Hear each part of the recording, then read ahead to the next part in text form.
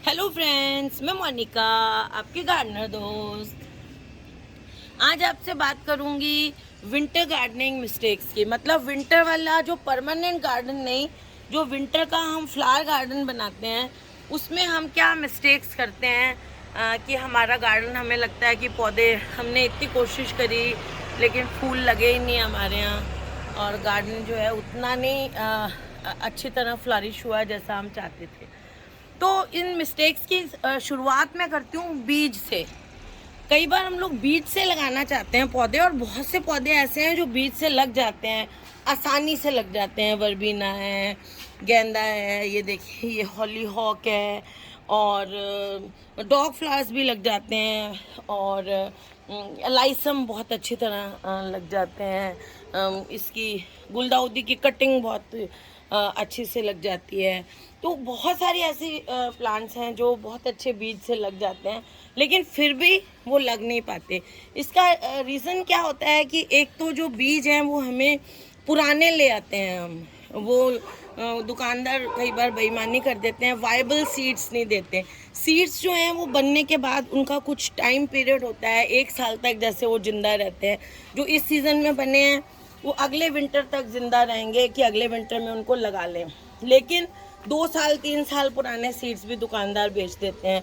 तो हमारी मिस्टेक ये है कि हम देख के नहीं लेते, किसी अच्छी दुकान से लें, और बहुत जल्दी नहीं लें, क्योंकि जो ये सीड्स वगैरह हैं ये दुकानों में दिवाली के आसपास आने शुरू होते हैं। तो जब नए सीड्स आएँ उससे पहले अगर मिल रहे हैं, सितंबर में मिल रहे हैं, अगस्त में मिल रहे हैं, तो उन सीड्स को मत खरीदें। इसका मतलब वो पुराने हो सकते हैं। नए सीड्स जो हैं वो दिवाली के आसपास मार्केट में आते हैं, तभी लें उनको आप। ये देखिए कितना प्यारा छोटी सी पौध से उगाया हुआ है मैंने, और अच्छे फ्लावर आ रहे हैं इसमें। और देखिए अब इस टाइम है ना, थोड़ी थोड़ी बूंदाबांदी हो रही है, बारिश हो रही है, मैं बारिश में खड़ी हूँ। ये देखिए ये आपको यहाँ पे छींटे भी दिख रहे हैं, ये देखिए गमले के साइड में आपको छींटे भी दिख रहे होंगे, छोटी छोटी। सारा फर्श गीला हुआ हुआ है। तो ये सीड्स लगे हुए हैं, ये गेंदे के हैं, ये पॉपी के सीड्स हैं। तो एक चीज़ तो ये हो गई। दूसरी चीज़ ये हो गई कि हम सीड्स जल्दीबाजी करते हैं उगाने में। सीड्स हमें तब उगाने चाहिए जब रात का टेम्परेचर थोड़ा ठंडा होना शुरू हो जाए। दिनों में रामलीला होती है या दिवाली के दिन होते हैं ना, उन दिनों क्या होता है, रात का टेम्परेचर कम होता है और दिन में नॉर्मल ऐसा गर्मी जैसा होता है। वो जो मौसम होता है ना, जो रातें ठंडी होनी शुरू हो जाती हैं, वो टाइम होता है कि विंटर फ्लावरिंग प्लांट्स के सीड्स लगाने का। तो ये गलती हम लोग करते हैं कि जल्दी लगा लेते हैं। और या फिर हम क्या करते हैं, सीड्स को बहुत लेट लगाते हैं, टाइम ही निकल गया, जैसे अब आजकल अब लगाना शुरू करेंगे। तो जब आप लेट सीड्स लगाएंगे तो कब उसमें से पौधे बनेंगे, कब वो बड़े होंगे, और कब जाके वो फिर लेट तक आपको फ्लावर करेंगे। तो फिर फरवरी के बाद, फिर मार्च के बाद तो फ्लावरिंग वैसे ही बंद हो जाती है। अगर आप मार्च तक आपका पौधा थोड़ा सा बड़ा हुआ तो उसमें थोड़े से फ्लावर आएंगे, और आपका सारा जो स्प्रिंग है वो बिना फ्लावर के निकल जाएगा, और फिर फ्लावर इतने आएंगे भी नहीं। एक तो फिर हम ये मिस्टेक कर देते हैं। फिर हम मिस्टेक क्या करते हैं कि जो विंटर के फ्लावरिंग प्लांट्स होते हैं ये ज़्यादातर ऐसे होते हैं जिनको बहुत ज़्यादा धूप चाहिए होती है। तो हम मिस्टेक ये करते हैं, देखिए ये वाला पौधा है ना, अब मैं इस पौधे को हटा दूंगी। देखिए अब इसमें कितनी ज़्यादा है, ये देखिए ये बीमार पौधा है, इसको लगा रहने दिया तो आसपास के पौधे खराब होंगे। तो इनको ज़्यादातर को तो सूरज की रोशनी ज़्यादा चाहिए। तो ये विंटर गार्डन वहीं बन सकता है जहाँ पे आपको 4 घंटे की 5 घंटे की धूप आती हो। अगर आपके यहाँ धूप नहीं आती है तो उस रिक्वायरमेंट के अनुसार आप पौधे लें। आप यूट्यूब पे सर्च कर सकते हैं कि कौन से ऐसे पौधे हैं जो बिना धूप के फ्लावर कर जाते हैं, सीजनल वाले, सर्दी के। या धूप अच्छी आती है तो कौन से पौधे हैं जो धूप में, वैसे मैंने भी वीडियोस इस पे बनाई हुई है, आप देख सकते हैं। अगर आपके यहाँ धूप नहीं आती है, छाया सी रहती है, तो आपको इम्पेशंस लगा सकते हैं आप। अगर कम धूप आती है तो कलांचू लगा सकते हैं, और साइक्लेमिन वगैरह लगा सकते हैं, वो कम धूप में लग जाते हैं। और बहुत से ऐसे प्लांट्स हैं, एंथोरियम कम धूप में लग जाएगा आपके, जहाँ धूप बिल्कुल नहीं आती है। इस पे मैंने वीडियो बनाया हुआ है। इस टाइम मुझे बोलते बोलते सारे पौधे याद भी नहीं आते हैं। आप देख सकते हैं कि कौन छाया में लगते हैं वो लगाएं, धूप अच्छी आती है तो कौन से धूप में लगते हैं। तो देख के आपका जिस तरह का गार्डन है उस तरह के पौधे हमें लाने चाहिए। अगर हम गलत पौधे ले आते हैं तो भी ये प्रॉब्लम होती है। ये मिस्टेक हम लोग करते हैं, हम लोग ध्यान से नहीं देखते हैं।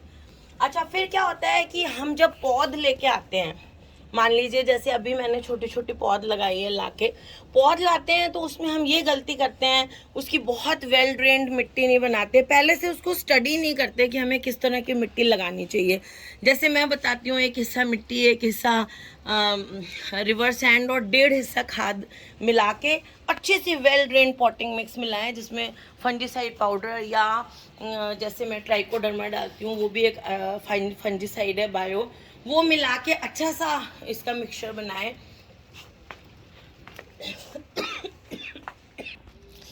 बारिश थोड़ी तेज होती जा रही है, तो अच्छा सा मिक्सचर बनाएं। और फिर इनमें पानी जो है ना, अगर आपका पौधा छोटा है तो आप उसमें पानी, पौध है जैसे छोटी छोटी ये पौध है, ये पौध है, तो पानी आप उतना ज़्यादा मत दें, इनका साइज़ के अकॉर्डिंग दें। हमें इतना पानी देना है कि बस इतना सा हिस्सा गीला हो जाए। एक बार पानी जो है ना सरफेस का जैसे सूखने लगे तो दें दूसरी बार पानी। अब जैसे देखिए ये इतना, ये देखिए अभी इसमें थोड़ा सा मॉइस्चर है। अब मैं इसमें कल दूंगी पानी, क्योंकि अभी मॉइस्चर है। ज़्यादा पानी आप देंगे तो आपके पौधे मर जाएंगे। तो पौध, कई बार हम कहते हैं ना बाजार से पौध लाए हैं मर गई है, उसका रीज़न ये होता है पानी बहुत ज़्यादा देते हैं हम उसको, वेल ड्रेन मिट्टी नहीं बनाते, उसकी जड़ों में पानी इकट्ठा रहता है। छोटा सा पौधा होता है, सीडलिंग, इतना सा सैपलिंग लाते हैं, उसमें पानी ज़्यादा होने से फिर क्या होता है कि वो उसकी जड़ें गल जाती हैं और वो मर जाता है। ये मिस्टेक करते हैं। दूसरे मिस्टेक नेक्स्ट की बात करती हूँ कि जब हम थैलियों में लगे हुए पौधे लाते हैं, छोटे छोटे पौधे लाते हैं ना, काली काली थैलियों में लगे हुए इतने बड़े बड़े, उनको जब हम लेके आते हैं तो उनके सिलेक्शन में गलती करते हैं हम ऐसा पौधा लेते हैं जिसमें सारे फूल खिले हुए हों अच्छे से। ऐसा पौधा कभी नहीं लेना चाहिए। ज़्यादा कलियों वाला पौधा लेना चाहिए जिसमें ज़्यादा कलियाँ हों। फूल खिला हुआ आप पौधा लेंगे तो उस पौधे की सारी एनर्जी तो फूल खिलाने में लग गई।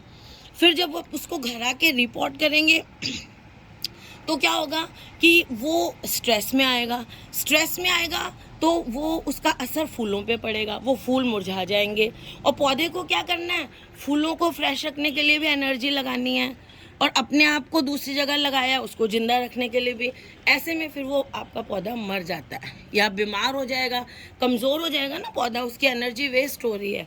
कमज़ोर होने से वो या तो मर जाएगा या फिर ज़्यादा हेल्दी नहीं रहेगा, ज़्यादा अच्छे फ्लावर नहीं देगा। तो हमेशा जब भी आप थैली में लगे हुए पौधा लाएं तो हमेशा वो पौधा ऐसा लाएं जिसमें कलियाँ खिली हुई हों, फ्लावर नहीं हो। एक आधा कोई हो फ्लावर, उसको ला के घर में हटा दें, कलर देखने के लिए एक आधा फ्लावर लगा हुआ हो कोई बात नहीं, लेकिन ज़्यादा फ्लावर लगा हुआ पौधा ना ला। और घर आने के बाद जब ये सीजनल के हम लगाते हैं ना, रिपोर्टिंग करते हैं, मैंने हर साल मैं रिपोर्टिंग की वीडियो डालती हूँ, तो जब सीजनल्स को हम रिपोर्ट करते हैं तो क्या होता है कि उनके रूट बॉल को डिस्टर्ब नहीं करें। वो थैली में जो रूट बॉल आते हैं ना, उसको ज़्यादा डिस्टर्ब नहीं करें, उसको बहुत ज़्यादा तोड़े नहीं, ऐसा उसको लेके और लगा दें। उसको ज़्यादा आप डिस्टर्ब करेंगे तो जड़ें डिस्टर्ब होंगी, टूटेंगी, तो फिर आपका जो पौधा है वो मरने के चांसेस रहते हैं।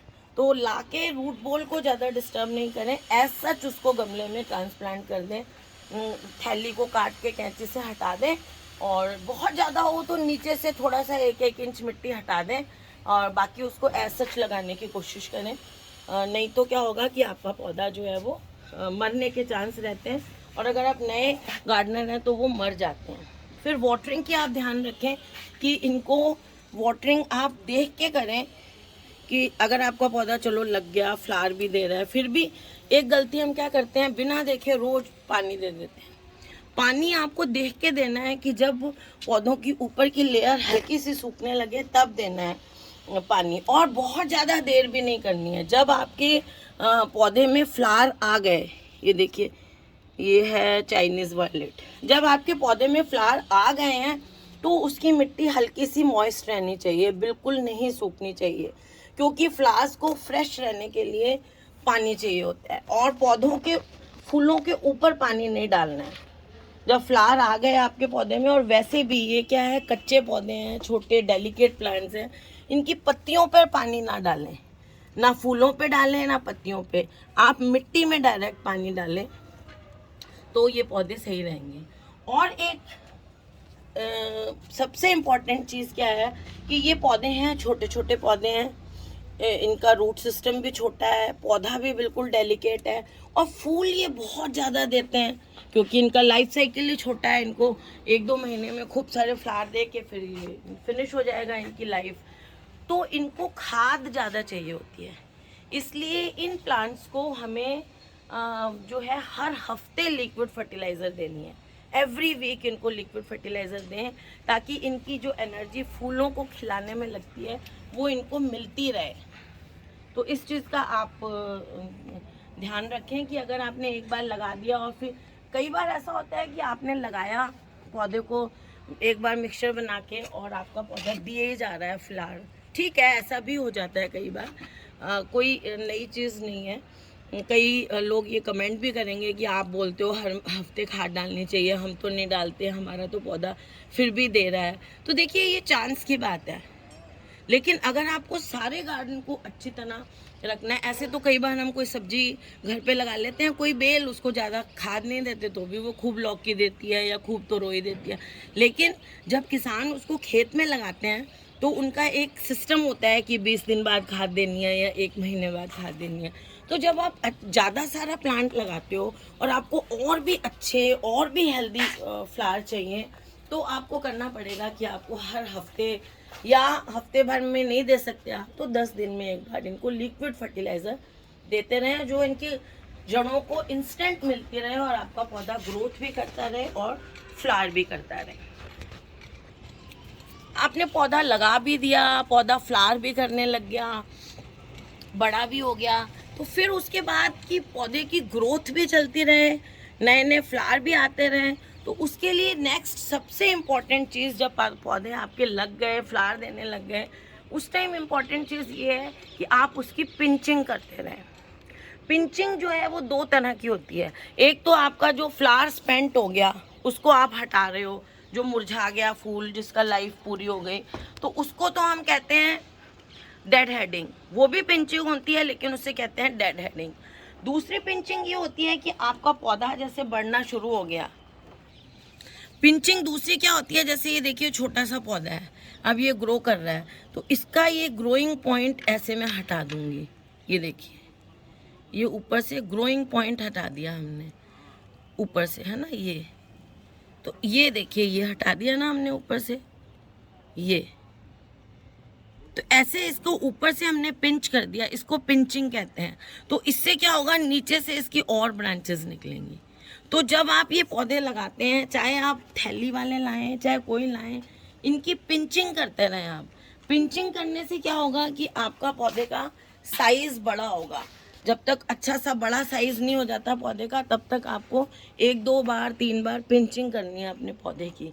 और जब वो बड़ा हो जाएगा तो फिर उसके बाद जब कलियां वलियां अच्छी तरह आने लग जाएंगी फिर पिंचिंग नहीं करनी, फिर हमें सिर्फ डेड हेडिंग करनी है। स्पेंट वाले जो फ्लावर्स होते हैं उनको हटाते रहना है ताकि नए जो है वो फूल आएँ और बीज बनने नहीं स्टार्ट हों, क्योंकि बीज बनने स्टार्ट हो जाते हैं तो फिर पौधा जो है वो नए फूल बनाने बंद कर देता है। वो सोचता है मेरा काम पूरा हो गया, मुझे बीज बनाने थे, बीज बनने लग गए, तो अब मैं नए फूल की ज़रूरत नहीं है। इसलिए जो पुराने मुरझाए हुए स्पेंट फ्लावर्स हैं उनको साथ के साथ हटाते हैं। ये हम लोग नहीं हटाते हैं, नए गार्डनर्स होते हैं। तो ये जो कुछ चीज़ें मैंने आपको बताई, ये गलतियां हम लोग करते हैं। पानी ज़्यादा दे देते हैं, या फूल आए हुए हैं पौधे पे और मिट्टी सूखे जा रही है, पौधा सूख गया है तो फिर उसमें फूल कम आएंगे, है ना। इस तरह की गलतियां, गलत जगह रख दिया, धूप चाहिए छाया में रख दिया, छाया चाहिए धूप में रख दिया, फर्टिलाइज़र नहीं दे रहे हैं, पिंचिंग नहीं कर रहे हैं तो पौधा छोटा सा ही रह गया, आपका पौधा फैला ही नहीं। तो इस तरह की ये जो गलतियां हम करते हैं इनका हमें ध्यान रखना चाहिए।